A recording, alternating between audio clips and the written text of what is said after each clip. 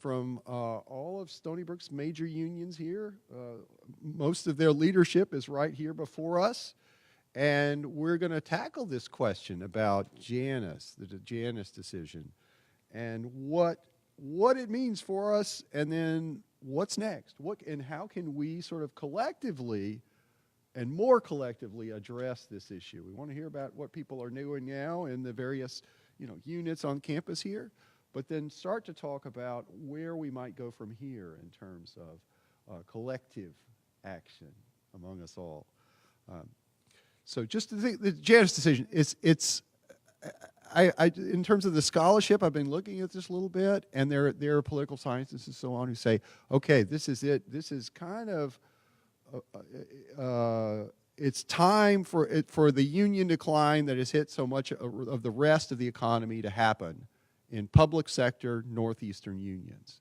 That is predicting outright decline in union membership. And a reference point for that is the right-to-work states for themselves, where even in the golden age of unions in the Northeast, the state of Georgia, it's only up, union membership only got up to 17 or 20%, and that whole private sector of the economy. At the time, it was a third or 40% of the workforce in New York State. So I think that's the tidal pull of a decision like Janus is something that is going to unfold over the next years, really. And it's our challenge, what happens, but also the other side of this is that the teachers, public employees in right-to-work states have become an inspiration for us. That's where a lot of the energy of teacher organizing is right now. If you follow the news in West Virginia and Arizona and so on, those guys have really done something. Those union movements have been revitalized in recent times. And so that's the kind of the positive direction that I hope we can take as an inspiration too. And it's not just all, darkness ahead. Well, let me just introduce folks briefly. And in alphabetical order, Steve Ketchum here is the representative from our research assistant union. He's the research assistant union steward. He's a PhD student, third year in molecular genetics and microbiology. Carolyn Kube is, I hope I said that right. Yeah, Kube. She's worked at Stony Brook Hospital for the last 30 years. And she is actually the president of the UUP East Campus. She works in the tissue typing laboratory for the most of that time. She's been active in UUP ever since she came to Stony Brook and been a delegate and a vice president and is now the president of the chapter. Carolyn Propersi-Grossman is a PhD candidate here and representing the Graduate Student Employees Union. She is working on a related dissertation. Gendered labor history is her topic, and she was elected chief steward of the union in 2018. Let's see, number 4 is, it's Carlos Speight, did I say that right? Speight. He is the president of the CSEA as of, for the last 8 years, is that right? Yes. This is your third term, and for the region, I guess, it says. The local 614, local 614. He's had a lot of service before that in the union. He's been shop steward, delegate, vice president of another local, is that correct? Of the region. Okay, so I have a list of like 7 or 8 positions that he's held here. But he also has, his background is he studied at Cornell College of Industrial Labor Relations, among other places. And, sorry? Yes, a state run. Yes, we learned of that today, yeah. Those of you who weren't aware of that. And finally, last but certainly not least, is Fred Walter, whom you all probably know, but he's a professor of astronomy here. teaches courses there, of course, PhD in astronomy. He's past president of the Arts and Sciences Senate and the University Senate, and has represented Stony Brook in various capacities. Among other places, he's been vice president for academics. He is now vice president for academics at the Stony Brook chapter, West Campus chapter, I guess, of the UUP. And I just add one of these. He's a very happy Red Sox fan at the moment. Okay, and why don't we go in that same order? If you would maybe have 5 minutes of opening comments related to some of these questions, and then I can follow up. All right, so I guess I'll go first. Hello, everyone. I'm Stephen Ketchum.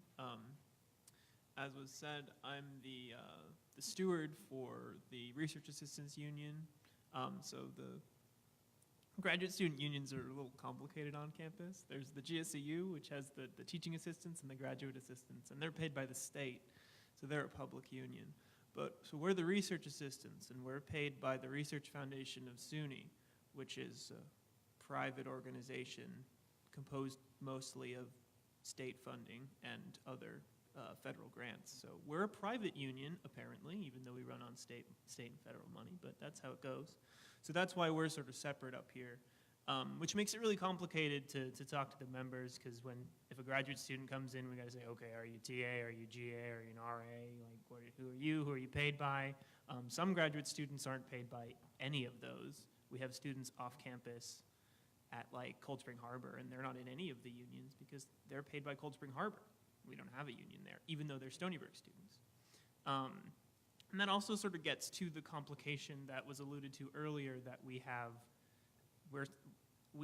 still have this big problem of, are graduate students students? Are they employees? Are they both? What benefits of each do they get? And the university would really like us to be students because they can charge us money and they don't have to give us benefits. And obviously the union would really like us to be employees because we're an employee union. And we're kind of both, and it's a weird place to be in the middle, because there's certain things we can do, there's certain things we can't, because when you work in a lab or you work as a TA, you work for a professor and they're your academic advisor, and we can't touch that. That's academic. But when they're your boss, when they're actually telling you to do your job, that's when we can sort of step in, and sort of towing that line is really difficult for us, especially in the research sciences, and especially in like the life sciences and other like really laboratory research where that line is very blurred. Most of the problems that the RA union sort of are not really related to Janus, because like I said, we're a private union, so the rules didn't really change for us. But we're under CWA 1104, same as the GSEU, so if they're hurt, we're hurt, because the money comes from the same place. Most of the problems that we have in the RA union is nobody knows we exist. A lot of people know about the GSEU. The GSEU's been here longer. They organized in the 90s. 70s? Recognized in the 90s. That's what I mean. Recognized in the 90s. Apologies. We've only been a union since 2008. So a lot of the problems we have are name recognition and getting people on board with the union, especially since you go to the university, you're only going to be here 5 or 6 years. So our turnover rates are very high. It's hard to convince anyone to do anything, since all they want to do is finish their research and get out of here and not have to deal with the administration anymore.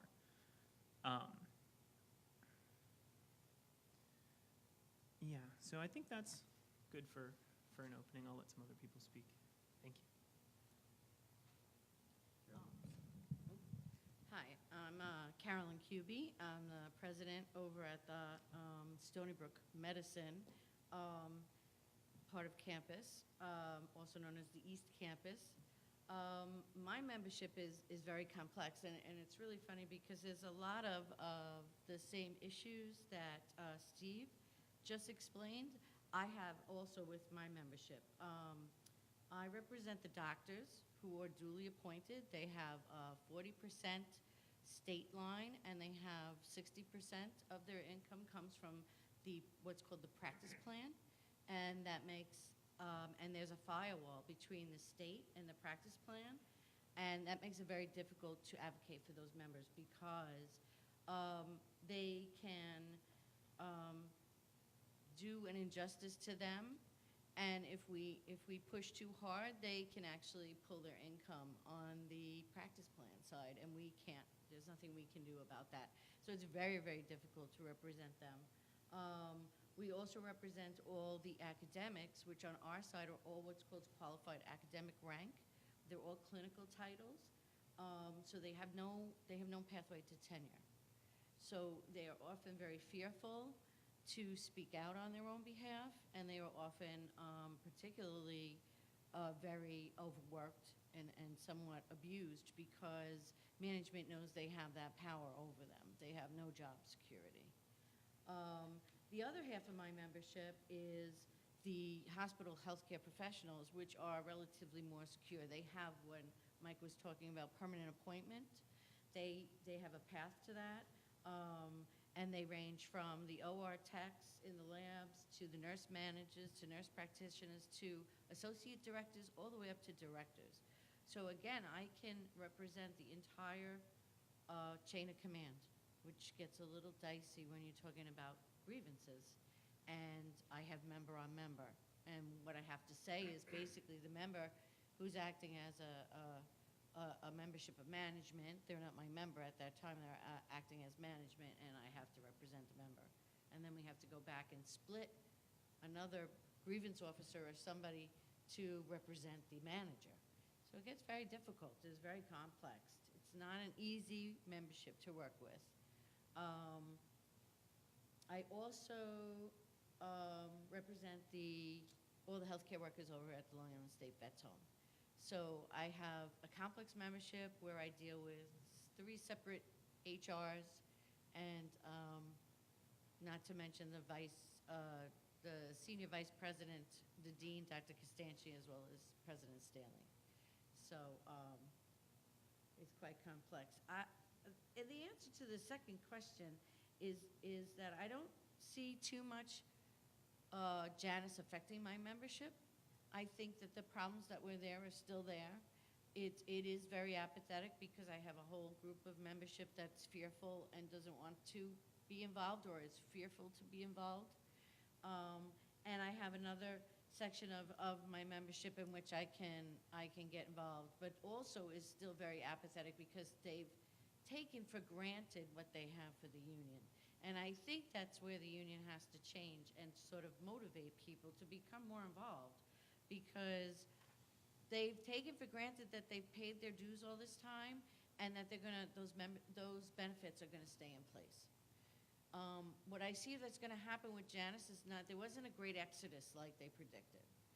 We actually did gain members, but I see a slow trickle. And especially with my doctors, my high-end salary people often call and go, well, why do I have to pay $1,000 in salary when Joe only has to pay $600? And I have to explain to them that if you don't pay your fair share, what's going to happen is, even though you pull out and don't pay for that vision and dental plan, eventually that vision and dental plan is not going to be there because there's not going to be enough funds because we lose our bargaining power. Because the state is going to say, oh, you only have 50% membership, not 90% membership. Here, we'll only give you 50% of the money. But we're legally bound by the Taylor law to give that benefit because it's state negotiated to all of our members, whether they pay dues or not. So I think that that's where the issues will come further down the line. And I have to reiterate what Kevin said, is we have to really make a big push to get those new members on board and tell them why it's important to be part of a union.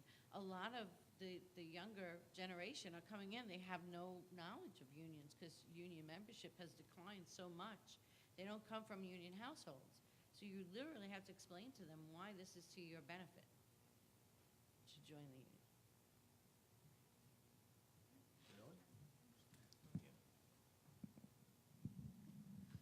Hey, so I'm Caroline Propersi-Grossman. I am the steward for the Graduate Student Employees Union. We represent statewide about 5,500 GAs, TAs, and a few RAs that get thrown in with us.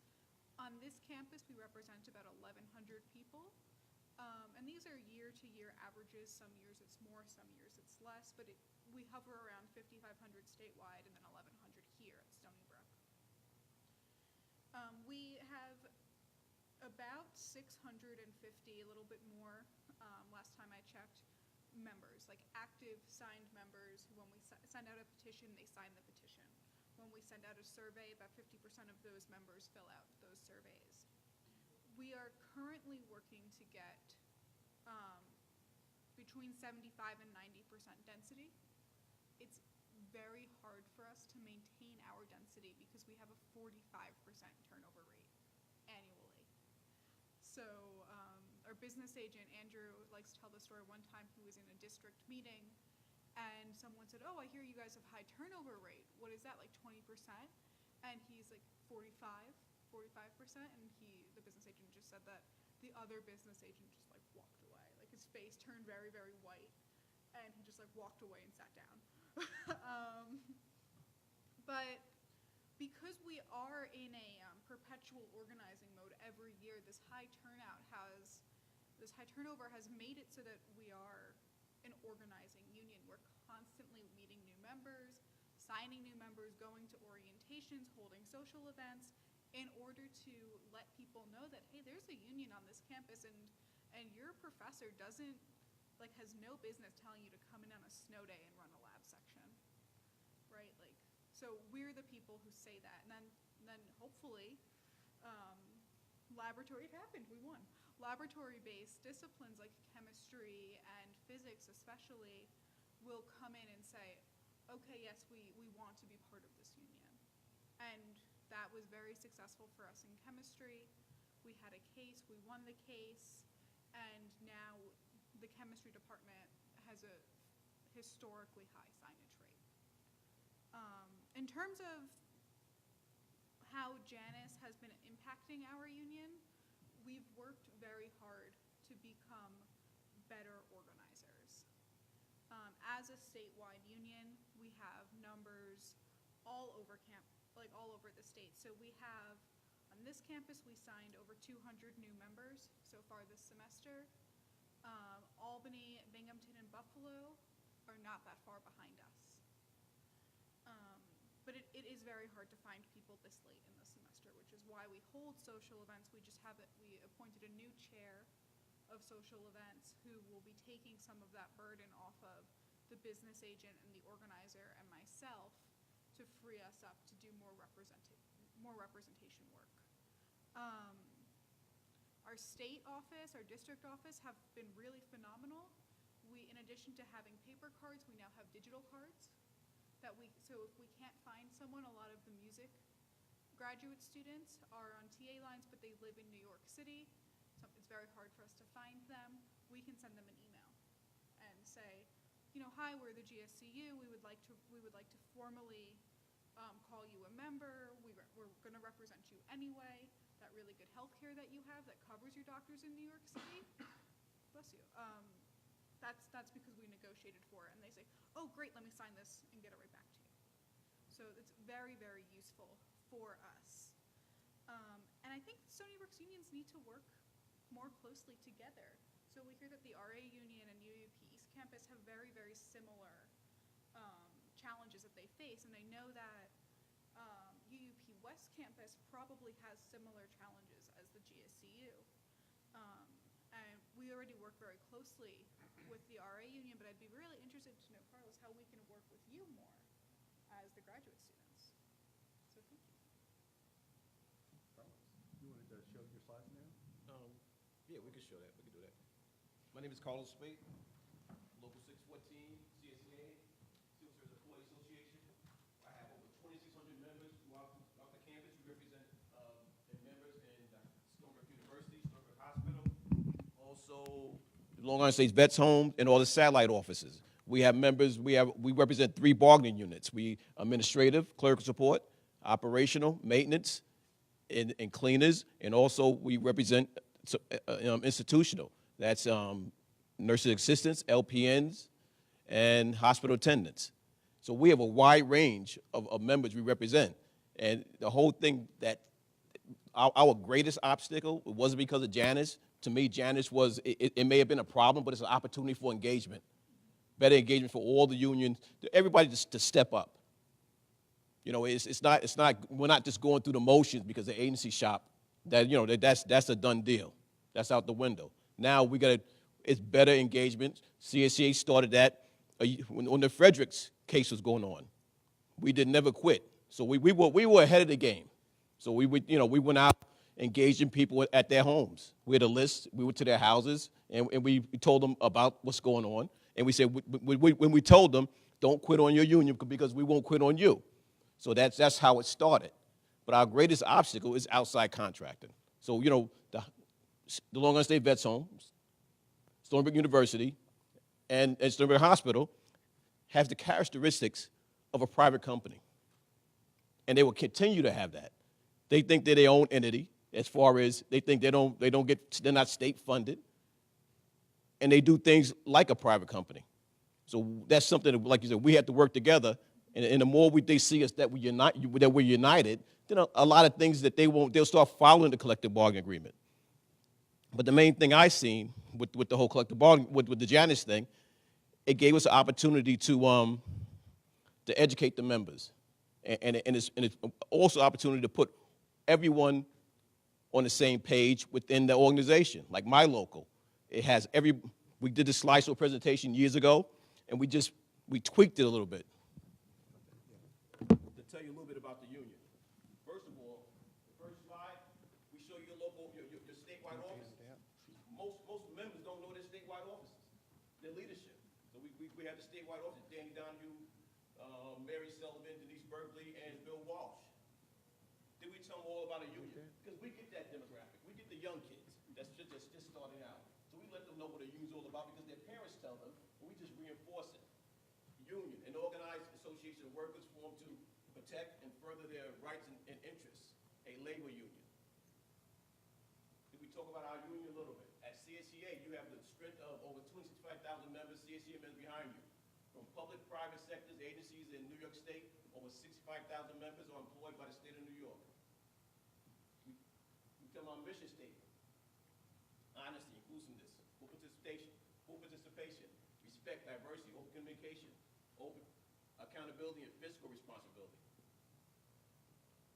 The benefits. This is just the fluff, vacations, things like that. Do we tell a little bit about their history? One of your numbers, one of the numbers is your local, CSEA local. The other shows you that you are also a member of CSEA International Union, which represents public employees across the United States. In 1978, CSEA affiliated with American Federation of State, County, and Municipal Employees became ASME. Recently, I went to the affiliate to the convention. We had, there's plenty of states that's been right to work for years. I met brothers and sisters from Oregon. They have to sign their members up every year. So what we're doing here is this is cake. We got our members here. We got access. We got the new employee orientation. So this is cake to me. Why do I pay union dues? This is a new slide. CSEA is a self-sustaining nonprofit organization that exists for the betterment of its members. Your dues pay for expenses incurred in contract negotiations, servicing members' legal fees, organizing new members, and communication. Just to name a few, a very long list. Right there, we tell them about the union. But these are newbies. So this is an introduction. Collective bargaining, negotiating raises for members. We talk about the raises. These are real things. These aren't things. We're not just selling them fluff. We're telling them real things. Contract raises. This is what they want to hear. Paid time off. I tell them, the governor of New York is not going to give you paid holidays, 12 a year, paid sick days, 5 personal days a year, paid vacation. He's not giving you that from the kindness of his heart. That's negotiated. That's what your union dues pay for. And every time I tell them about these slides, I end it with, that's what your union dues pay for. We talk about health benefits. This is real. This is real and tangible. We talk about how much they pay, an annual cost for the health benefit empire plan for a single parent, individual, $9,300. Now, I tell them, and nobody in this room will pay that much. You're going to pay between $1,100 to $1,400 for a family course. $23,000. That's what they pay. But as good, the members are not going to pay that. You're going to pay between $4,800 and $5,800, and because that's negotiated in the contract. And it's a premium health insurance program. So I let them know that. I don't even tell them when you get to a W-2, you look at the back of that W-2, it's gonna say $23,000 for your health insurance for family. So that's not a lie. That's what it's gonna say. And that's because of collective bargaining. So this hits home with them. We're talking about the EBF program. Same thing. What you get for the EBF program. All the benefits you get through collective bargaining. We talk about the educational grants that we get through New York State Partnership and CSEA. That tell them that can extra things that they can do on their own, like education, skills for success, applied skills programs, safety and health grants, quality of life grants. These are all things that's negotiated. And this one is the this gets the young crowd, young students, tuition benefit programs. I tell them that you get 2 vouchers per year. Each voucher is $1,140. 2 per year. That's over $2,200 a year for education. If you're in a preferred title, as far as nursing or information technology, you get 4 vouchers per year. So half these kids that's come to work for us now, they're working and going to college. So I'm telling them everything that a union does for them, like real stuff. Once again, continue education courses while you're at work.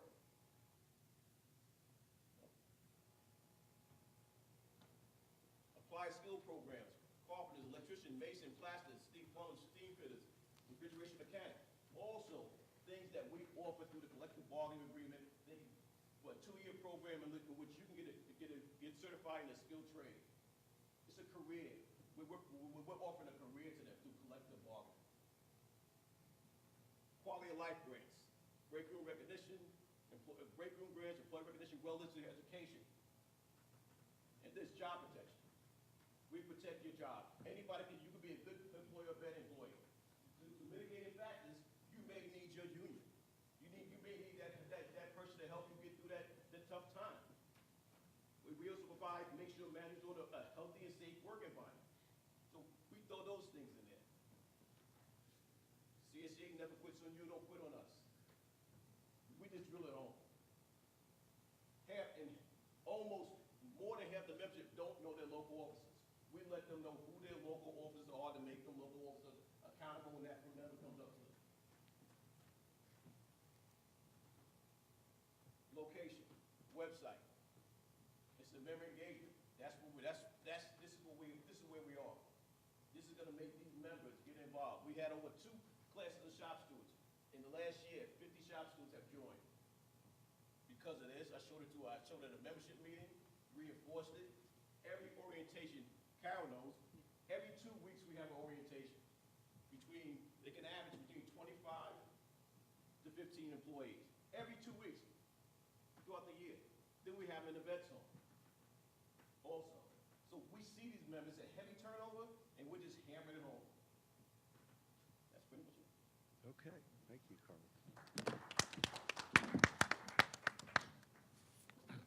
Fred? Okay. I'm going to stand up and go professorial here. Okay, you need a mic then. All right, I'll take a mic. So I thought long and hard about these questions. Then I got here and said, why am I sitting on this side of the table? We got 4 senior people over at that table. So anyways, the opinions I'm about to express are my own. I should point out, and not those of either the chapter or the local, or good unionists everywhere either. I should point out that I am not from a union background. My family is white collar, and I'm certainly not an activist. I'm sort of filling a void here as vice president for academics, because the problem on this campus is that the academics, the faculty, either don't know there's a union, or don't care that there's a union, or don't seem to think that they need a union. And I think that's a problem, because intellectually, I think we all agree that unions are good. Of course, we're an educational union. We're not a trade union. We're not here to to keep people safe on the job, although that's one of the things, because when you're a professor, how can you injure yourself usually? So, our origins, Kevin probably told you this last hour, is that we were mandated by the Taylor Law to be the bargaining unit for the SUNY employees. So we exist because of the Taylor Law. So why are we here? Why am I here? You know, I have an intellectual interest in unions. Look, I teach astronomy. I don't do history. I don't do labor. I don't do anything like that. But I think that the union as a bargaining unit is important for the faculty. We have bigger problems, I think, than Janus on this campus, and the union is the bulwark against what the administration tries to do.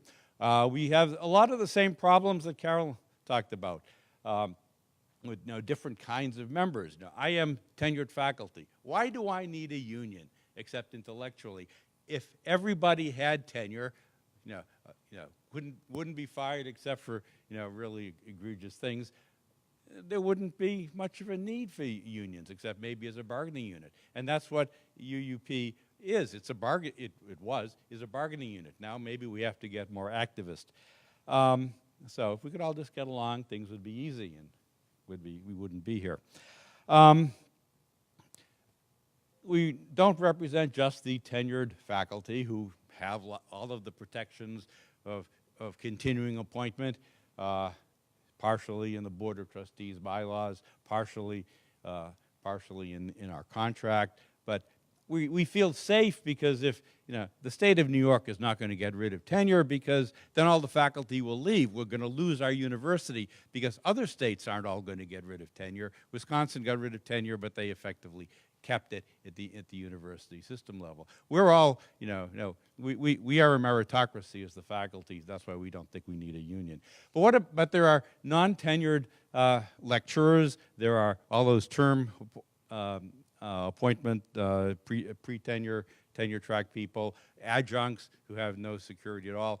One of the drawbacks of the UUP is that there is absolutely no protection anywhere in the contract for people who do not have tenure. If you are term and the administration says bye-bye, you're gone. That's it. We need to do something about that. It's hard to rile up the tenured faculty about issues like that. Most of them did not come up through the ranks like that. Okay, in terms of the questions, I was told, Chris told me part of the reason I'm here is because I wear many, many hats, one of which is faculty governance through the Senate. The UUP actually broke off of the Senate. Part of the Taylor Law, you have to have a bargaining unit in the state Senate. Statewide Senate said, we want to represent the faculty and staff, and they were told, well, you have a conflict there. So it separated, this one organization separated into two. So in New York State, there is a tradition of the Senate and the union working together, the statewide Senate. And when I was president of our university Senate, I tried to bring our local university Senate in with the UUP local here when Artie was the president. Would meet regularly and talk about issues. We have the same membership, we have the same issues, we approach them in different ways. The Senate deals with matters of policy. The union deals with individuals, protecting the rights of individuals, and the Senate should not get involved in matters of policy, and the Senate should not get involved with individual matters. We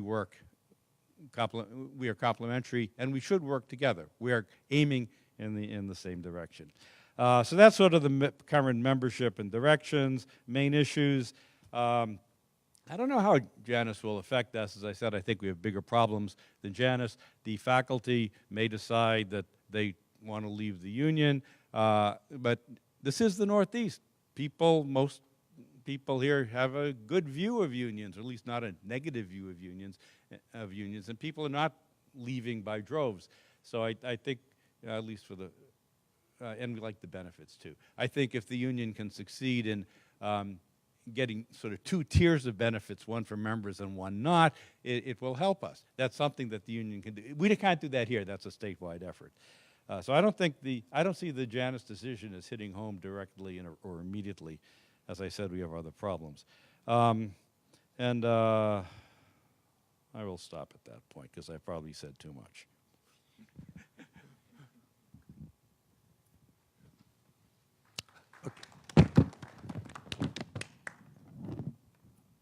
I guess I wanted to open it up to you guys, having listened to one another, about if you see points of intersection or commonality or perhaps collaboration in what you've heard about each other's activities. I mean, how often do you do this kind of thing to share what's going on in the all the unions? Is this? I would have to say not enough. Yeah. Is there a mechanism to do that? Basically, the leadership has to, initiate that on their own. I know that me and Carlos have been talking over the last few weeks of trying to get CSEA, UUP, and the other union, PEP, that's at the hospital, together, because we have common problems, and we feel that if we have a united front, that we'll be stronger together than letting them divide and conquer. Okay, I can see two places at least, and where it's worth some conversation, I think, just from what I've heard, in terms of communication networks. It's easy to talk vaguely about collaborating and so on, but you need to have the infrastructure. You need to build that somehow. And I'm not sure how much our sort of union communication structures are sort of tied in with all the new technologies and possibilities that I think are out there. But that's one thing. And the other thing is outreach, in terms of this group of people who are not so involved, getting them more involved. How do you do that? And then I would say a third thing is the question of democratizing. So how democratic do you feel? And I'm talking about participation democracy, not representative democracy.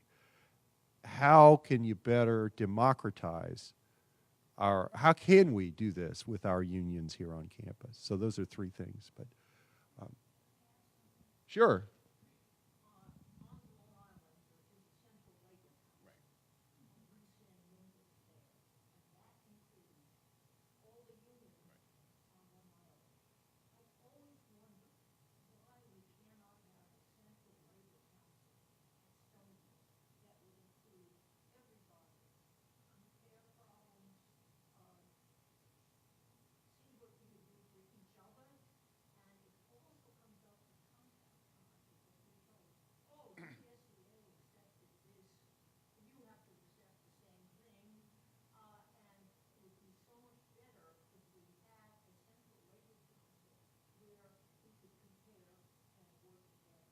Yeah, without that, it's divide and conquer. It's a classic strategy. Yeah.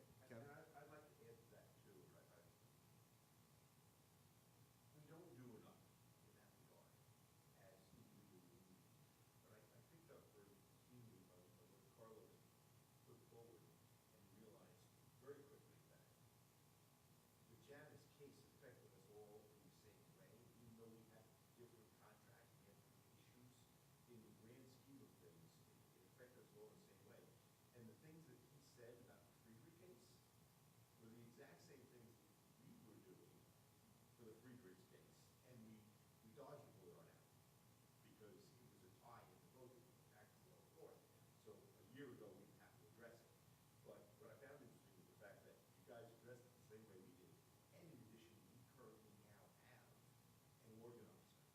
We have a paid organizer now for each chapter. The other unique difference that we have, as opposed to what the other unions have, is the fact that you have a local. You're a local. So you negotiate your contract at a different level. Well, no, actually you don't. Same thing. No, we're all You do the same statewide. thing, right? The other affiliates, other types of unions, our local is the entire state. So statutorily, we have no authority. The authority is at the state office in Albany for UUP. But locally, we could do more of that because, like I said, we are addressing those issues in similar manners. So we probably should think about that if we could have definitely because You want to talk about it? You guys, So I know that GSEU has it's a lot of cross-pollination with the RA union, kind of by design, because our members sometimes cycle back and forth between appointments on a semesterly basis, which creates all sorts of dues-paying nightmares. But what we are working towards right now is a real partnership with UUP, and sometimes that's difficult, depending on who is the chair of the department or who is the department administrator, especially in terms of a graduate program director, because they kind of know where everybody is and when everyone is going to be there. Some departments on this campus have told us, oh yes, well, we don't have an orientation that you can come to, but we're going to have a barbecue, and then not give us sufficient time to speak or stand up in the middle of an orientation and intimidate our members. So from our point of view, it would be very, very helpful to know where our allies are in UUP and how to best reach them. Because we know, and my friends who do labor history know that everyone, we all work from this premise that everyone would be in a union or everyone would support their union if they knew how. And that's the premise that we all work from. And so the knowing where our allies are and how to best develop allyship and leadership on this campus through a central labor council, like Judy Wishnia suggested, that would be incredibly useful. And GSEU is constantly doing outreach, and I would love to do more. Yeah, I just think it'd be beneficial, like you said, because the main thing, you learn new ideas. From the organized standpoint, as far as you have to recruit members all the time, that's something that we all can use. And because we've been, like I said, we've been used to agency shop, so we can use that technique, to recruit members. We can, as far as form a coalition and have a major labor management meeting and address issues that affect all of us. That's on at this campus and at the hospital. As far as orientation, we can say everybody should have opportunity to talk to their members. We can reinforce that as a group, and I think that would speak volumes. So, I'm all on board on that. We can do a commitment letter to even be I used to be a board member on the Long Island Federation of Labor. So, we can do a commitment letter that we meet at least once a month, until we get the ball rolling and just start bringing up agendas and topics that pretty much that we're all facing.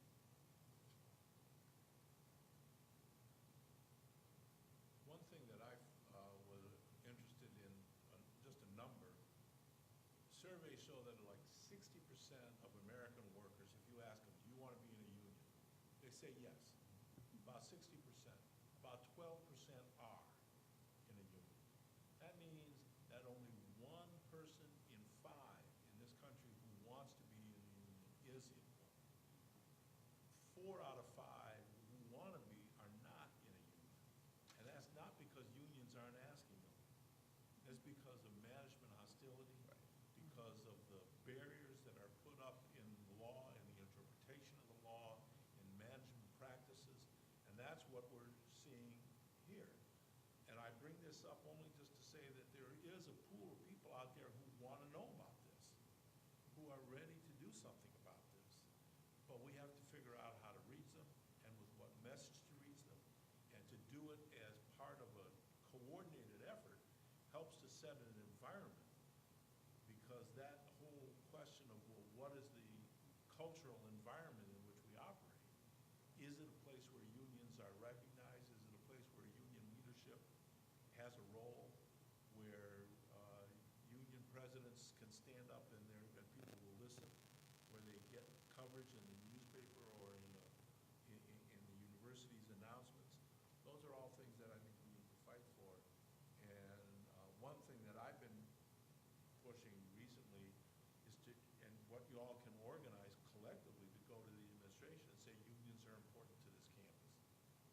Get the university president and the deans and the provosts and all those administrators to say uncle on that question. Yep, unions are doing good things for our members and for this institution and for our employees, and they make our lives better as administrators by championing the institution.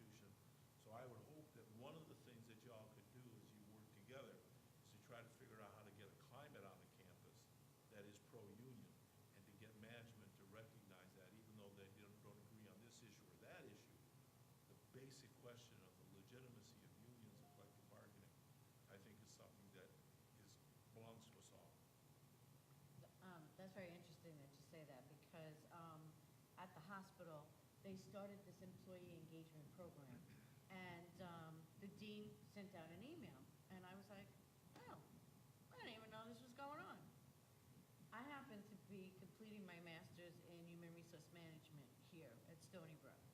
And one of the things they talk about when you talk about organizational change is to have all stakeholders involved, including unions, written in the textbooks. So I penned an email to Dr. Costanci and expressed that I think that the union leadership should be involved in this. We deal directly with members on a daily basis. We know right on the ground what they're facing and what they need and what they want to be engaged on. And he said, no. No, the physicians are on there and they're your members. I said, okay. I didn't fight it. Well, it went around through the administration, and the chief human resource officer sent me an email and asked me to give my opinion on their leadership and vision statements and their core value statements. And so I did. And I literally edited it in red and put in union leadership and put in support and empower members to do a successful job. And I sent it back to them. This is my 2 cents, may have gone too far, but this is how I feel. We all got invited to be on the employee engagement committee after I sent that back.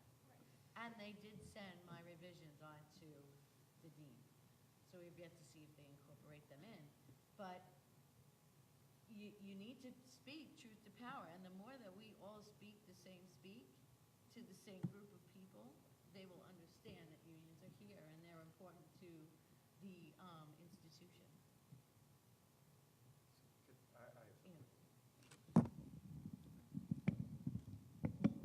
So I hear some great ideas here about collaboration, in particular platforms, and I want you guys to think about how our center can serve this. I mean, we can't be really seen as the agent. It has to be you guys, but we were happy to serve as in a supporting role. I think the Central Labor Council, the sort of meeting commitment between representatives of you guys for regular basis, those are great sort of starting points. What I've heard so far, though, is mostly let's get our leaders together and let's go talk to the administrative higher-ups.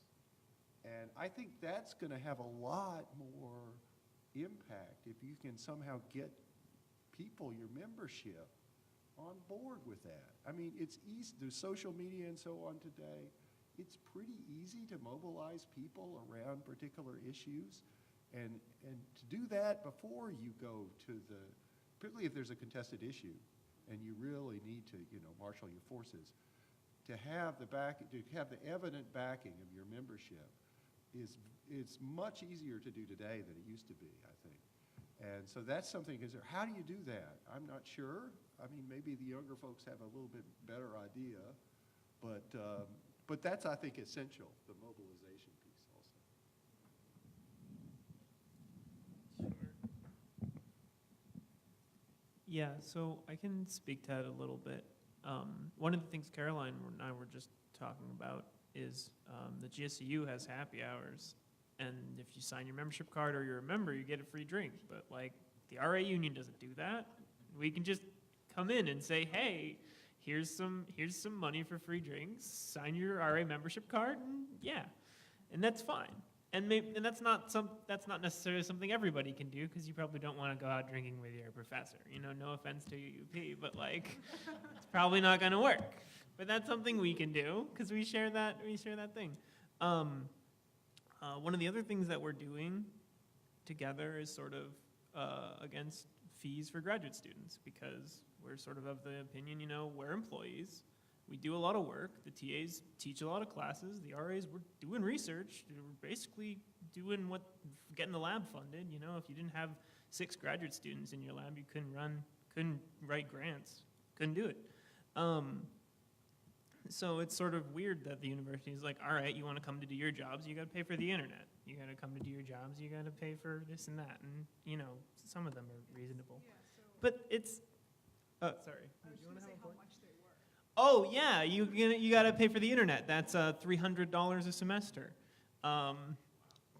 per student. If we don't pay these fees, we go into collections. We are unable to register for classes, which means we are unable to continue our appointment line. Yeah, So 'cause- these fees are conditions of our employment. Absolutely. Yeah, and they're like, and they pay for the internet, and they pay for printing, and I'm like, that's great, but like, I need the internet to do my job. I don't understand, and I need to do my job so y'all have a university.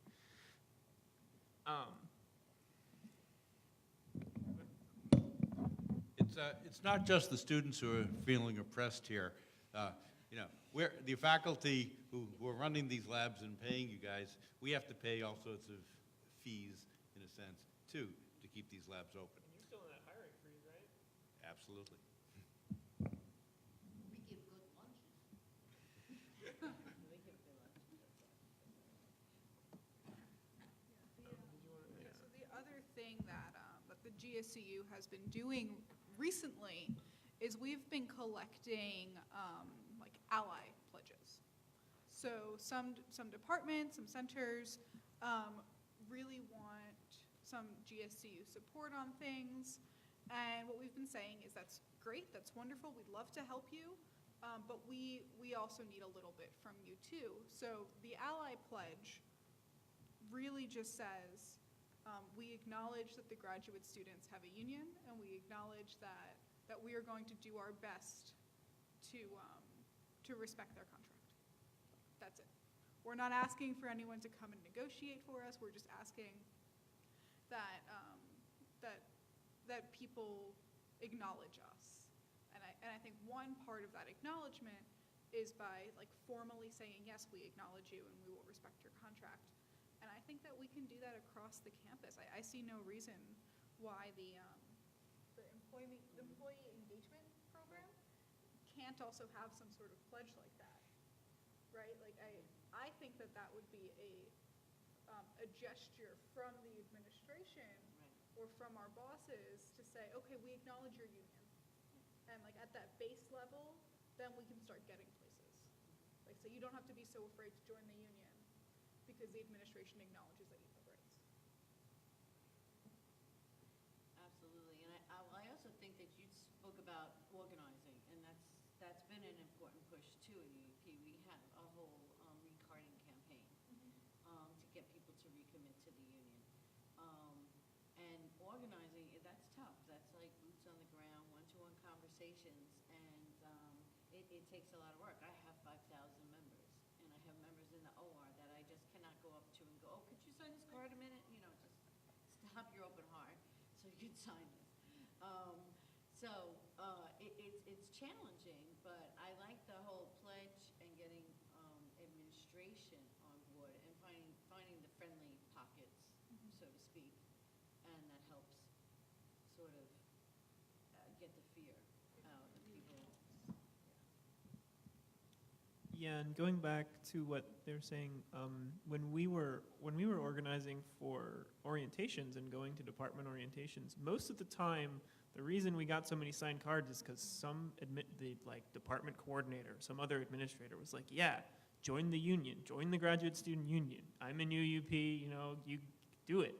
And sometimes we only got invited because like the department chair was like, no, you can't come. And then the coordinators were like, but you gotta. You have to let the RA union come. You have to let the GSEU come. It's the law. And like, you don't want to have trouble with them. And that's the sort of thing we want to inspire, right? It's like, you don't want to have trouble with them. You don't want to deal with the union. Because I feel like a lot of people are like, well, what's the union going to do? They're going to write me a letter, whatever. And so we have to sort of get back to that. You don't want to have trouble with them.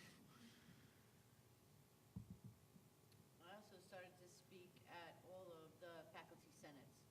So I got invited to the School of Medicine Faculty Senate, and after I spoke there, I surprisingly, there were 30 people in the room, and I got 20 people to sign cards. 20 researchers who are, you know, some world-renowned people there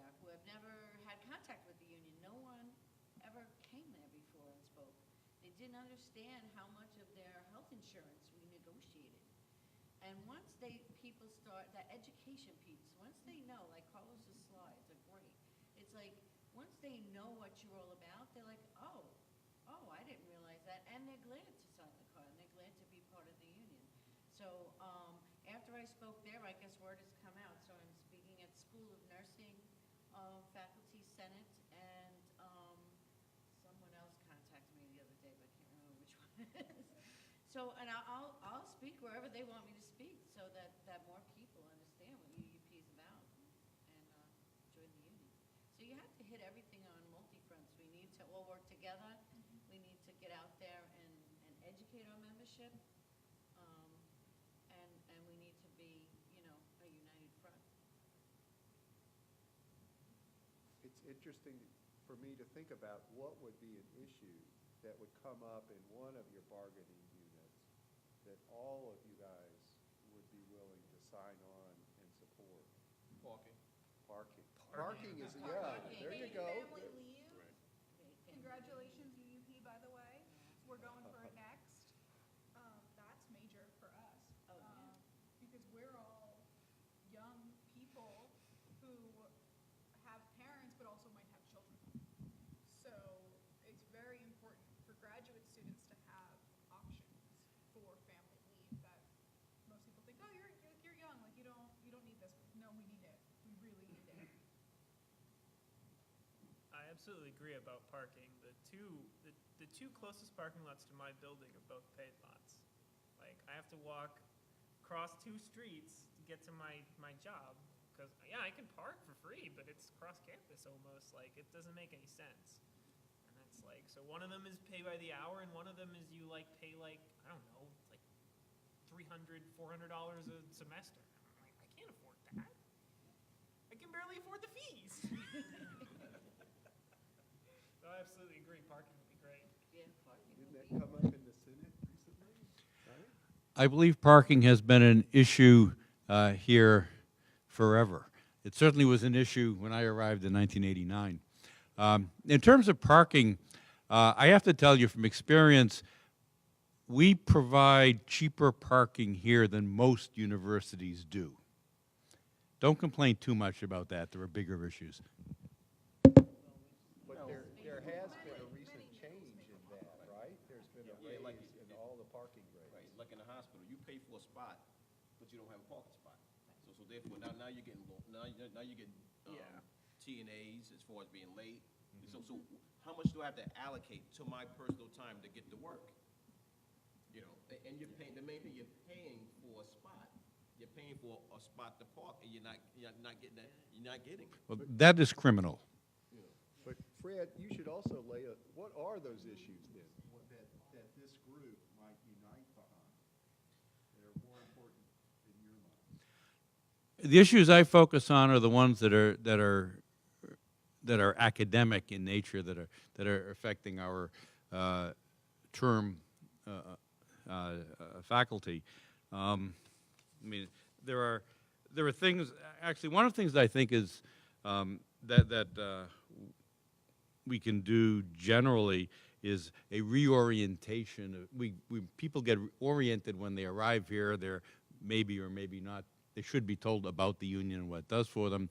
Faculty, we say, ignore all that. Come back.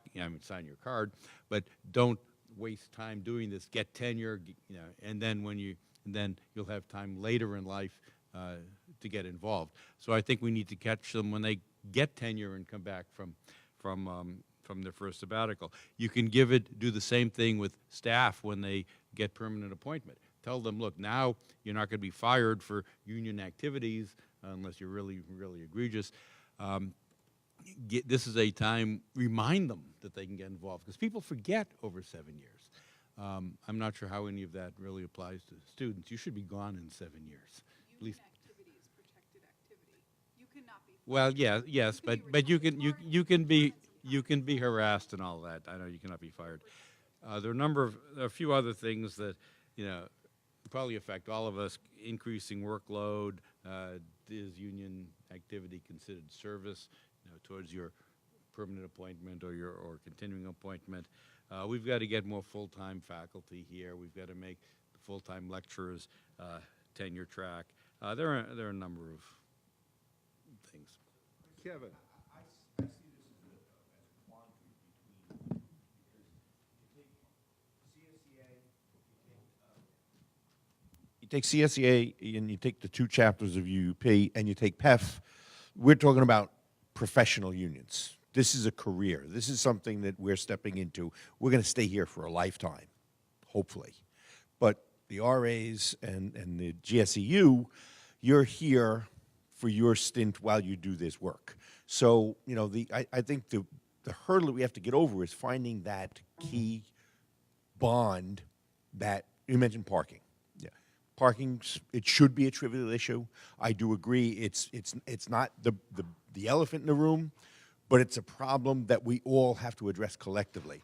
But I would suggest this, and it was said in your panel discussion, and that is we should collectively put our heads together to find a way that we can convince the administration they need us. They need us, and they should want us. So that's another bond that we would have collectively.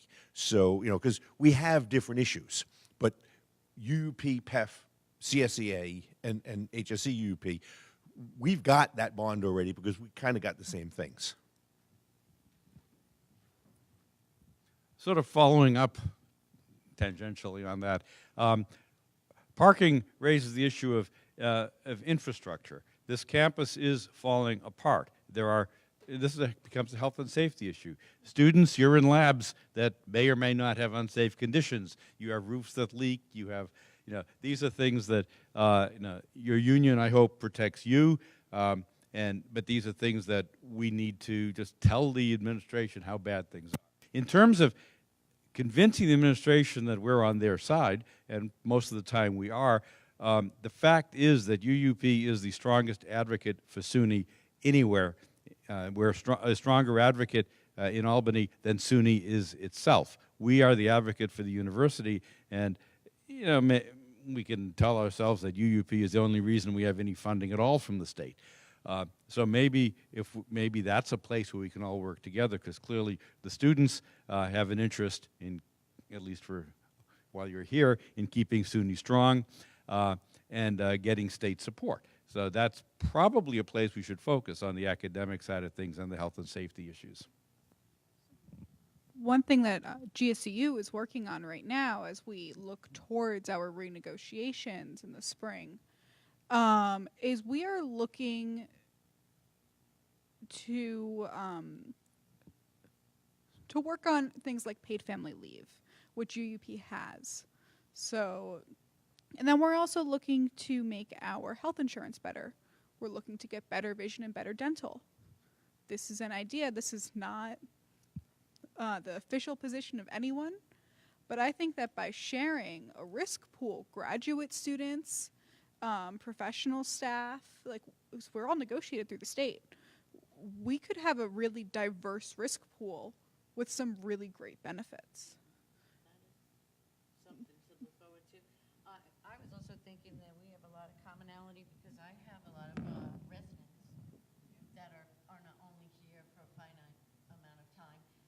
Maybe you guys coming to talk to the residents would sign them up because they don't know why they should join the union for this short amount of time while they're here, which that will benefit my membership. And then we could definitely get you in touch with people who negotiated the paid family leave and some other benefits you might be interested in for your negotiations. Yeah, that'd be great.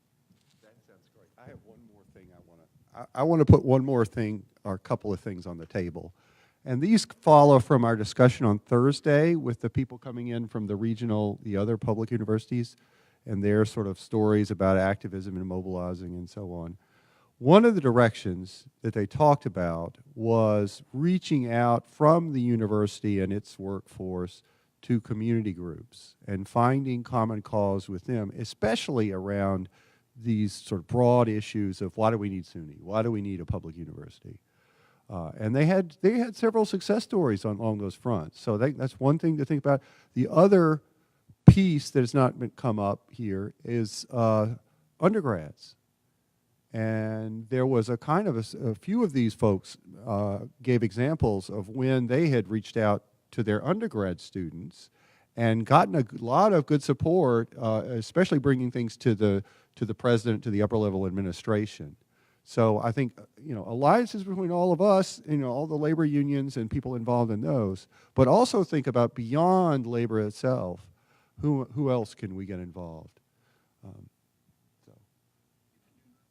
Yeah, we've been working with the undergrads, yeah.